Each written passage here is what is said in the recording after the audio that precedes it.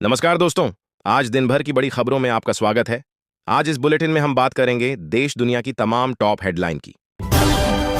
महाराष्ट्र के 29 नगर निगमों में सुबह 7:30 बजे से वोटिंग जारी है। इस बीच महाराष्ट्र नवनिर्माण सेना MNS चीफ राज ठाकरे ने दावा किया कि उंगलियों पर लगी स्याही को केमिकल से मिटाया जा रहा है। उन्होंने कहा कि सरकार सत्ता में बने रहने के लिए कुछ भी कर सकती है। BMC चुनाव में कुल 227 सीटों पर चुनाव हो रहे हैं। मकर संक्रांति। प्रयागराज में 54 लाख श्रद्धालुओं ने स्नान किया। PM ने अपने आवास पर गायों को चारा खिलाया। पतंगबाजी से 2 दिनों में 17 लोगों की मौत। श्रीनगर में पारा -5.2 डिग्री, डल झील जमी। राजस्थान में -3 डिग्री, हरियाणा में 0 के करीब तापमान। उत्तराखंड के 2 जिलों में स्कूल बंद। बसपा प्रमुख मायावती बोली, ब्राह्मणों को चोखा बाटी नहीं, सम्मान चाहिए। बर्थडे पर प्रेस कॉन्फ्रेंस में शॉर्ट सर्किट, धुआं भरा, बिना केक काटे वापस गईं।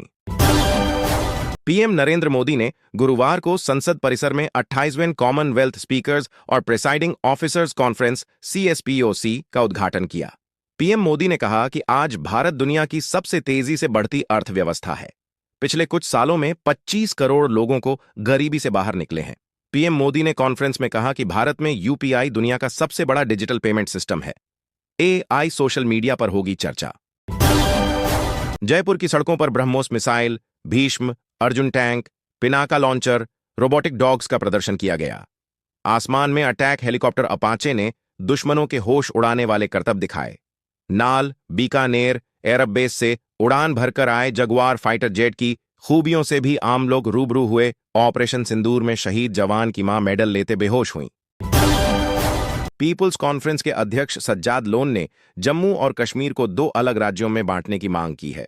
उन्होंने कहा कि अब दोनों क्षेत्रों के बीच सौहार्दपूर्ण अलगाव पर गंभीरता से विचार करने का समय आ गया है। कश्मीर को आतंकवादी बताने वाला रवैये मंजूर नहीं। दिल्ली एयरपोर्ट पर सुबह एयर इंडिया का विमान बैगेज कंटेनर से टकरा गया। इससे विमान के इंजन को नुकसान पहुंचा है। एयरलाइन ने बताया कि घने कोहरे में एयरबस A350 विमान को पार्किंग के लिए ले जाया जा रहा था, तभी यह घटना हुई। विमान में सवार सभी पैसेंजर और क्रू मेंबर्स सुरक्षित हैं। पाकिस्तान के PM शहबाज शरीफ का दावा है कि भारत के साथ पिछले साल मई में हुए संघर्ष के बाद पाकिस्तानी लड़ाकू विमानों की डिमांड बढ़ गई है।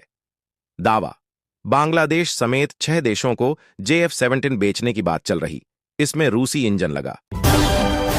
ताजमहल में मुगल बादशाह शाहजहां का 371वां उर्स आज से शुरू हो गया है।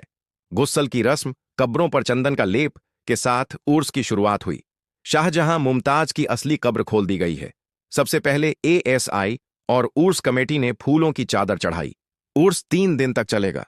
इस दौरान टूरिस्ट्स के लिए एंट्री फ्री रहेगी। ईरान में जारी सरकार विरोधी प्रदर्शन के बीच अमेरिका ईरान के आसपास अपनी सैन्य मौजूदगी बढ़ाने की तैयारी में है।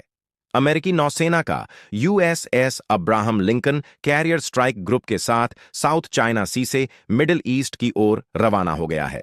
USS अब्राहम लिंकन अमेरिकी नौसेना का एक न्यूक्लियर पावर्ड एयरक्राफ्ट कैरियर है। यह दुनिया के सबसे बड़े और सबसे ताकतवर वॉरशिप में से एक माना जाता है। ट्रंप पाकिस्तान, बांग्लादेश समेत 75 देशों के लिए वीजा सर्विस रोकेंगे। लिस्ट में भारत के 6 पड़ोसी। मकसद, अमेरिका आने वाले विदेशियों की संख्या घटे। ट्रंप के टैरिफ पर अमेरिकी सुप्रीम कोर्ट का फैसला आज, कल सुनवाई टली थी। ट्रंप ने कहा था, अगर हारे तो देश बर्बाद हो जाएगा। राष्ट्रपति डोनाल्ड ट्रंप की धमकियों के बाद ईरान प्रदर्शनकारियों को फांसी देने के फैसले से पीछे हट गया है।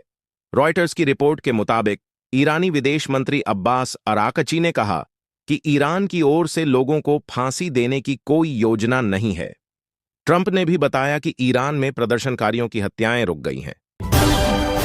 ट्रंप बोले, गोल्डन डोम प्रोजेक्ट के लिए ग्रीनलैंड की जरूरत, कुछ न कुछ हल निकालेंगे।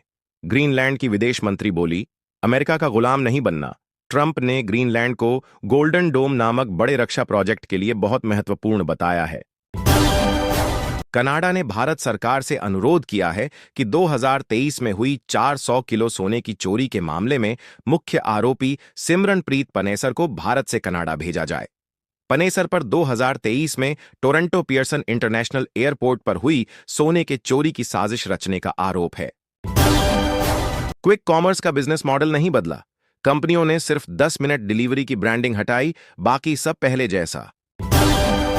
विराट ने सचिन का रिकॉर्ड तोड़ा। न्यूजीलैंड के खिलाफ सबसे ज्यादा रन बनाने वाले भारतीय बने। प्रसिद्ध ने कैच छोड़ा। बांग्लादेशी क्रिकेटर्स का बीसीबी डायरेक्टर को अल्टीमेटम, दोपहर तक इस्तीफा दो वरना सभी फॉर्मेट का बायकॉट करेंगे। बोर्ड बोला खिलाड़ियों का अपमान बर्दाश्त नहीं करेंगे।